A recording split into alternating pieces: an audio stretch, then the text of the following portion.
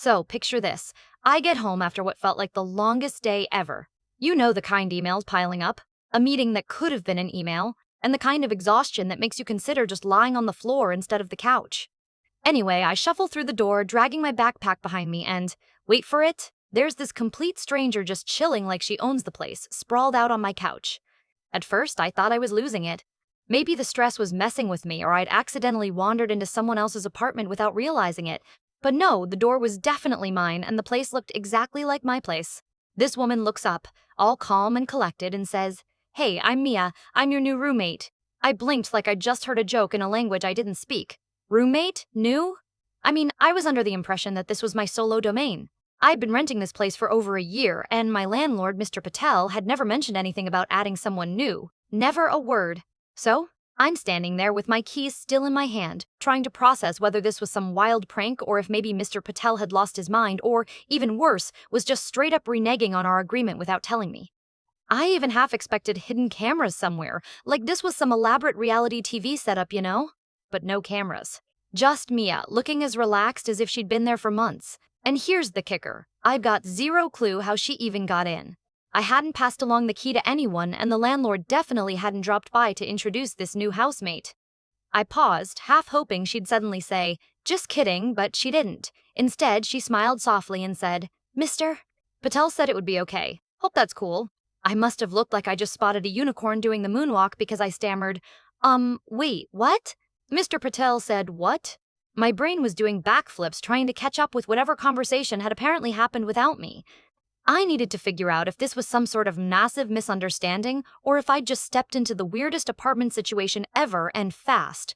Because honestly, my brain was doing that jittery dance, half wondering if I should just grab a drink and let things settle or confront this head on before it turned into a disaster. So there I was, standing awkwardly with a backpack full of work mess, looking at this stranger who seemed perfectly comfortable and wondering what kind of whirlwind had just stormed into my life without warning. So, after the initial shock wore off, I called Jake. Jake's this guy I've known since college. Smart, quick-witted, and the kind of friend who somehow manages to stay calm when I'm internally panicking. I needed his take on this insane situation. I filled him in as we sat outside a nearby cafe, me twitching nervously while he sipped his coffee like this was just another Tuesday morning argument about where to grab dinner. "You're telling me the landlord just threw in a new roommate without telling you?" Jake raised an eyebrow, letting out this low whistle. "That's not just shady, that's borderline rude." I nodded, running a hand through my hair. "Yeah, and the weird thing is, Mr. Patel's been acting a little off lately. Like I get the occasional texts about rent, but nothing else. Then yesterday, he stopped by unannounced, looked kinda jittery, said, 'Hey, need to talk,' then just left without explaining anything. No mention of Mia or this whole deal." Jake frowned thoughtfully. "Sounds like something's up. Maybe he's trying to cover something? Or got desperate for cash and figured he'd sneak in a tenant to split costs without your say-so. Right?" I said, feeling the familiar knot of anxiety twist tighter. But Mia doesn't seem like a problem, at least on the surface. She's friendly, almost too friendly, and kind of cagey when I ask where she's from or why exactly Mr. Patel dropped her here. Jake smirked. "Classic mysterious stranger vibes.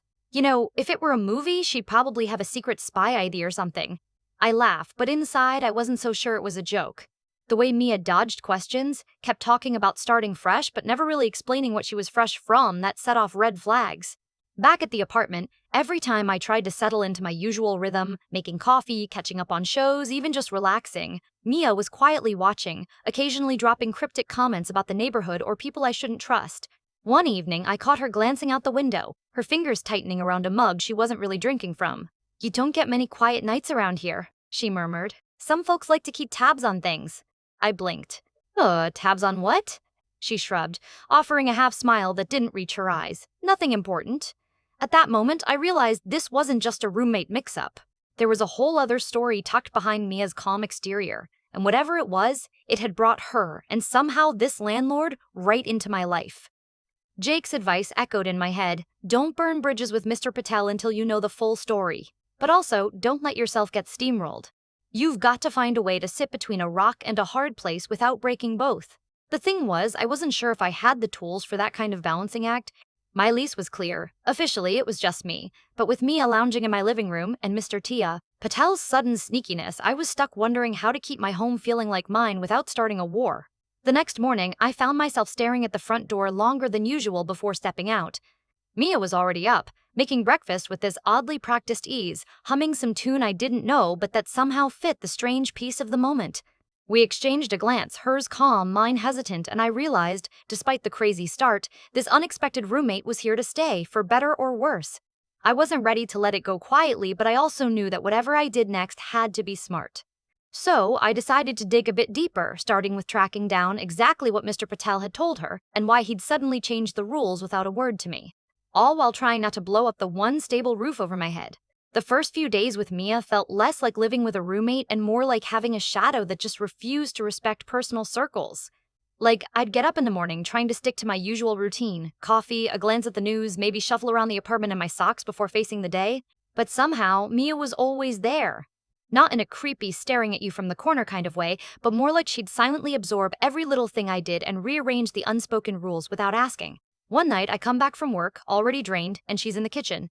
Not making dinner or anything normal, but just sifting through my fridge. Like, I open the door, and there she is, pulling out my carton of almond milk like she has a right to it. I sort of froze and went, hey, that's mine, but she just glanced at me over her shoulder and said, oh, sorry, I wasn't thinking. Not thinking? The fridge isn't a communal library, right? I wanted to say, well, your personal planet doesn't orbit here, but, decent roommate manners. So, I settled on raising an eyebrow, which I'm pretty sure speaks fluent. You're invading my space. Then came the bathroom saga. I found out Mia had this habit of borrowing my toiletries. At first, it was a little toothpaste here or a hair gel there. Not a huge deal, really. But when I realized she'd used up almost all my shampoo in a week, I did the math, blinked at the empty bottle, and quietly stared down the mystery shampoo thief who was now sitting on the couch with her feet up. She noticed my look and just smirked. Guess you're going to have to buy 2 bottles now. Funny, except not. Okay, so boundaries were definitely being tested. It was like I was living with a roommate version of a friendly tornado. Nice enough, but leaving chaos in her wake. Then there was this one morning when I found a crumpled piece of paper sticking out from under the couch cushion. Curiosity got the better of me and I unfolded it. It was a letter, part of it torn off, written in a shaky handwriting that wasn't Mia's polished tone. Bits of it said something like, "Quo, can't stay longer than 6 months, must disappear, they're watching." Okay, that threw me off completely. Why would my laid-back, mysterious new roommate have notes like some thriller novel dropped into her life? I tried to ask her casually, hey, what's with the note I just found? And she quickly shifted the topic to how lovely the neighborhood was and how she was glad to be here now. Classic deflection. My mind was spinning. What was Mia running from, or was she running at all? And what in the world did that have to do with Mr. Patel? Feeling like I was caught in the middle of a poorly scripted drama, I decided to confront the real mystery. Patel himself. I called him up, trying to sound chill like this was a normal landlord-tenant chat. Hey, Mr. Patel, quick question about the new roommate, Mia. There was this long pause on the line, and then him sounding strained. Yeah, I completely forgot to mention. It was last minute. I thought it'd be fine. She needed a place. Needed a place? Without a heads up to me? I mean, what's going on? For your own good, trust me, he said abruptly before ending the call. Your own good? I muttered, hanging up. I stared at my phone like it had just delivered a riddle wrapped in a mystery. I knew Jake was going to have a field day with this when I told him, but also I could see his point earlier about not burning bridges. Still, I was really starting to feel steamrolling approaching. The apartment that was supposed to be my safe harbor now felt like ground zero for secrets and surveillance. Later, over beers, Jake looked me dead in the eye and said, "Look, man, I get why you want to push back. You should. But sometimes, you gotta pick your battles. You're dealing with Mr. Patel and this mystery roommate. If you come in swinging, you might end up out on your own." I sighed, rubbing the bridge of my nose. So what? Keep swallowing the weird vibes and hope it blows over? Not exactly, Jake said with a grin. But maybe suss out what they're up to first before you go full bad roommates on Mia. You want to be prepared when you drop the hammer. It felt like standing on quicksand with every move. I wasn't sure if I'd sink or somehow find solid ground. The next morning, I woke up to find Mia already up, sitting by the window with this faraway look. She was whispering to herself something about not being safe and waiting for the signal. It was like waking up inside a spy novel. I sat down beside her, curiosity finally breaking through frustration. Mia, what signal? What are you talking about? She looked at me, her expression unreadable, and for once, she let a crack show. I wish I could say, but let's just say it's not just about rent or roommates. There's more, complicated stuff. I blinked, realizing my simple upstairs neighbor drama had turned into something darker, like I'd stumbled into a secret I wasn't sure I wanted to know. And so, there I was, stuck between a landlord who dodged questions, a mysterious roommate who hinted at secrets, and a best friend cautioning me to keep my cool. My little apartment was quickly becoming a landscape of shifting shadows, and honestly, I had no clue which move to make next. The day I finally got the full picture was the day I stopped pretending this was all just some weird coincidence. It started with a knock on the door. Mr. Patel looking more serious than usual. Not the jittery, dodgy landlord I'd been dealing with, but someone who seemed like he was about to drop a bomb. He stepped inside, glanced around as if making sure no one was watching, then fixed me with this quiet, "Listen, I owe you an explanation." Here we go, I thought, brace yourself. He told me that Mia wasn't just some random tenant he threw in for extra rent. She was hiding from something, or rather, someone. Apparently, she had been involved, unintentionally, in some legal trouble back in her hometown.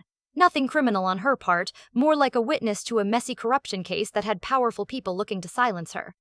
Mr. Patel had agreed to let her stay here to keep her safe. The landlord wasn't just a guy collecting rent, he was part of a network helping people get off the grid temporarily. The note I found? That wasn't the work of a scatterbrained roommate, it was a lifeline. A secret reminder of the rules she had to live by to stay safe, limited time, no personal details, no unexpected guests. I could almost feel the breath leave my chest. This whole time I'd been feeling like I was losing control over my space, but it turned out I was just part of a much bigger, more complicated puzzle.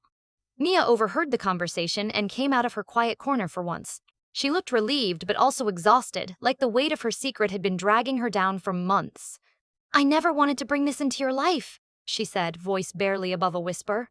But I didn't have anywhere else to go. That's when I realized, beneath all the fridge raids, the mysterious notes, and the late-night whispers, Mia wasn't just some random stranger. She was scared, trying to hold on to a slice of safety in a city that didn't even know her story. Mr.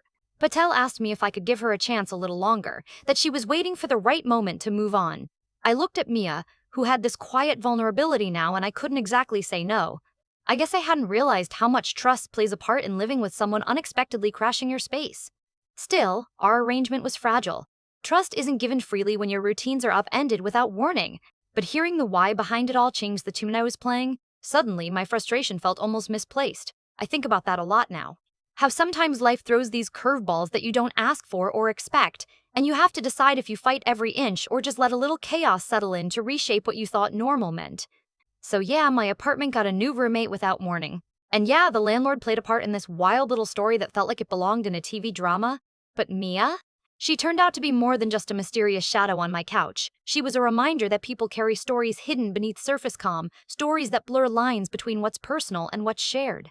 I'm not exactly sure where things will go from here. We haven't magically become best friends or anything close. There's still that weird tension over space and privacy. But maybe that's okay. Maybe a bit of uncertainty keeps life interesting. So, that's my story. If you were me, thrown into a situation with a secretive roommate and a landlord who's playing more than just rent collector, what would you do? Let someone crash your space for the sake of their safety? Or put your foot down and ask them out the door before the mystery turns into a mess? I guess some roommates you choose, and some choose you. Sometimes with no warning, no explanation, just a whole lot of unexpected.